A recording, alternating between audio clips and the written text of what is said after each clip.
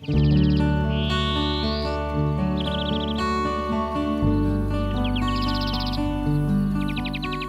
me nomme Pierre Caillol. Je vais bientôt avoir 81 ans et même 2 bientôt. J'ai la grande chance d'être devenu un artiste, un peintre, un dessinateur, graveur, mais enfin surtout peintre.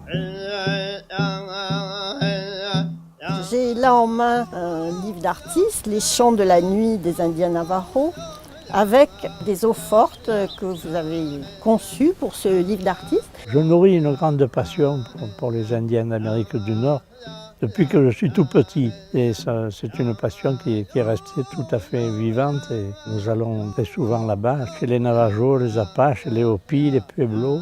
Nous sommes aperçus qu'il y avait beaucoup d'Indiens qui étaient devenus artistes, que ce soit dans la peinture, le dessin, la musique, la sculpture, la poésie, l'écriture. Et je me suis dit que c'était quand même des populations qui pendant des siècles avaient vécu vraiment avec la nature. Ils avaient cette relation qu'on trouve dans tout ce qui vit dans la nature, qui était en eux, et c'était ça qui les faisait facilement devenir des artistes, disons, et de comprendre facilement la relation qui se trouve dans la vie de la nature, entre les différentes espèces d'animaux, d'arbres, de fleurs, de plantes, etc.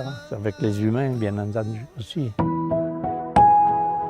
C'est passionnant de faire un livre d'artiste parce que bon, on participe à la composition des écrits aussi, on choisit des textes, on choisit le papier, les formats, c'est passionnant, quoi.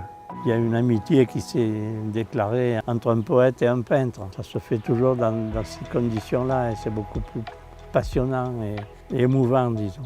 Donc un beau jour, on décide avec tel ou tel poète de faire un petit travail comme ça, faire un livre d'artiste. On se met en relation suffisamment pour décider de ce que je vais exprimer, enfin accompagner. Je ne dirais pas illustrer, ce n'est pas de l'illustration, c'est plutôt un accompagnement, c'est plutôt un partage.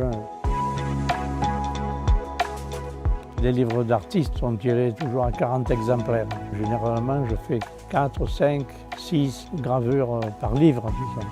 C'est déjà un gros boulot. Pour être simple, je dirais que je passe beaucoup de temps à lire et à relire et à écouter, si possible, son texte. La voix qui embellit la terre, la voix supérieure, la voix du tonnerre, parmi les sombres nuages. À jamais résonne la voix qui embellit la terre. Et ensuite, je me laisse aller à dessiner, il sort ce qui sort. Et je fais des choix, et enfin voilà, je ne m'attache pas forcément à une phrase où il est question de quelque chose de très précis que je vais essayer d'imiter au plus près.